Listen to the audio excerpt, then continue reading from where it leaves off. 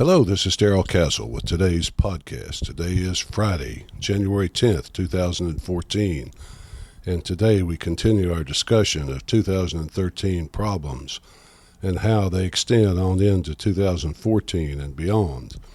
We've looked in past days at several issues that extend into the future, such as economic troubles, Obamacare, NSA spying, and so forth. Today, though, we look at how we got this way, what has happened to us.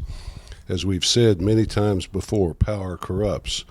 Power corrupts the mind and the morals.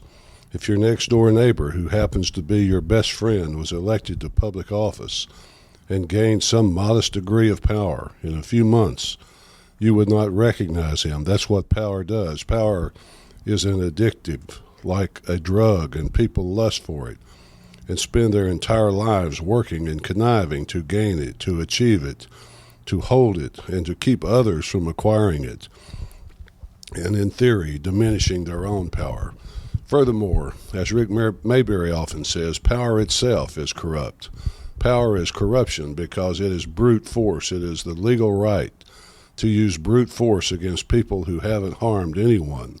Only the government has that power. Individuals do not have it. When you need money as an individual, you do not have the legal right to send armed people to plunder your neighbors, but the government does have that right under what it calls the taxing authority.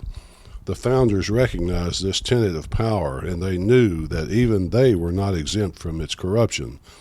So they set up a very weak and divided government that could not grow strong enough to abuse the people because it was bound by constitutional restraints. From the very first moment of the Republic's existence, men conspired to break the chains and strengthen government.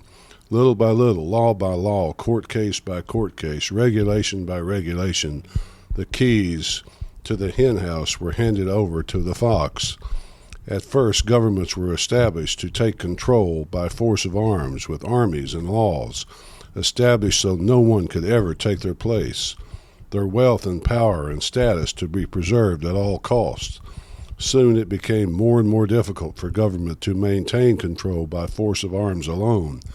A ragtag group of farmers and shopkeepers with rifles were able to defeat the greatest army in the world at that time, and their government of we the people was different at first. Since the ruling elite was unable to stay in power by brute force alone, they resorted to fraud. Ordinary citizens were allowed to vote on who would rule over them. They were promised the fruits of other people's labor if they voted the right way. Politicians who were supposed to be just servants of the people deified themselves, and they acquired more and more power for the ruling classes. For example, in 1909, the Lincoln penny replaced the Indian head penny. 1938, the Jefferson nickel replaced the Buffalo nickel. 1946, the Roosevelt dime replaced the Mercury dime.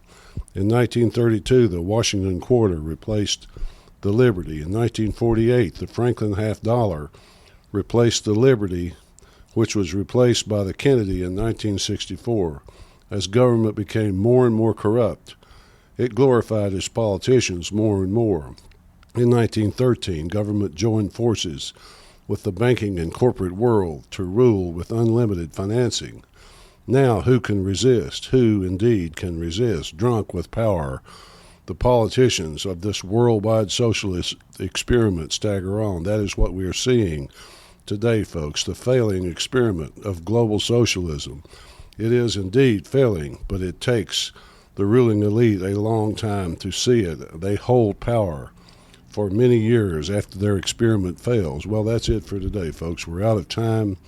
We will continue on Monday. Until then, this is Darrell Castle, folks. Thanks for listening.